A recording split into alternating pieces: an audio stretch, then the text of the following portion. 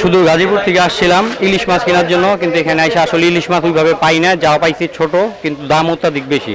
তো ইলিশ মাছ না পেয়ে সর্বশেষ আমরা পাঙ্গাস মাছ কিনছি, তো তাও অনেক দাম, কেজি 1000-1100। তো সর্বশেষ আমি 900 টাকা কেজি পাঙ্গাস মাছ কিনছি। তো আমরা খুব হতাশ যে ইলিশ মাছ না পেয়ে, কারণ দীর্ঘদিন তো মাছ ধরা বন্ধ ছিল। তো ভাবছি যে হয়তো বা বড় বড় মাছ পাবো, কিন্তু ওই তুলনায় বড় মাছ তো নাই, ছোট মাছের দাম অত্যাধিক।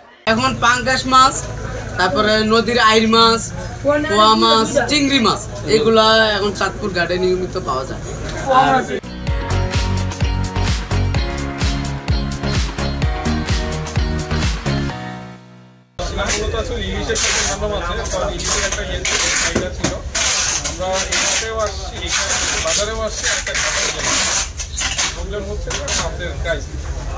এখানে যেটা দেখলাম, এখানে আমাদের মনে হচ্ছিল এই লোকাল ইলিশের বাংলা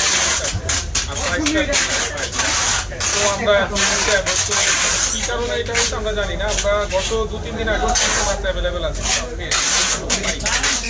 হচ্ছে আজকের বা গতকালকে ধরনের আরম্ভ হয়, তখন আমরা ইলিশটা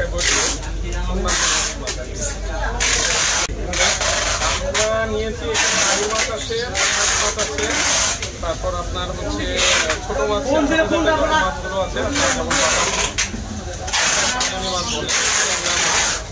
তারপর পোয়া মাছ, এই আছে 7-8 ধরনের মাছ আছে ইলিশের পরিবর্তে না। ইলিশের আমার নেওয়াদের কথা ছিল, সেখানে ম্যাক্সিমামই আমরা অন্য মাছ নিয়েছি। ইলিশে অ্যাকচুয়ালি বলতে গেলে আপনার 10% থেকে আমাদের ভিন্ন মাছ। বিশেষ করে যে ইলিশের ডিম, ইলিশ যে ডিম ছাড়ছে, ডিম ছাড়ার পরে তখন এই নদী থেকে মাছগুলো চলে গেছে, এখন আর জেলেরা মাছগুলো পাচ্ছে না।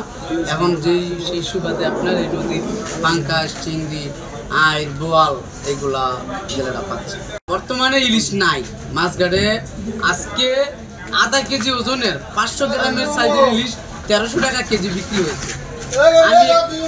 আমি একটু আগে আপনার কেজির উপরে 2500 টাকা কেজি পাইকারি বিক্রি করছি।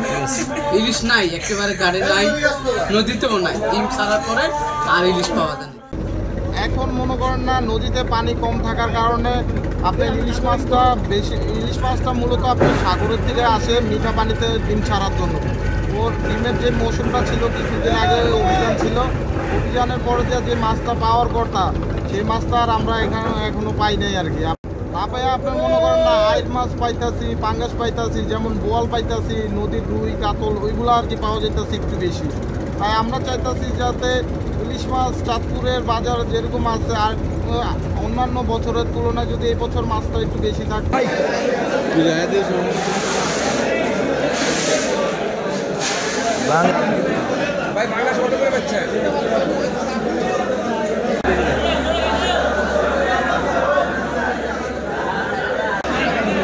ঠিক হয় এগুলো 10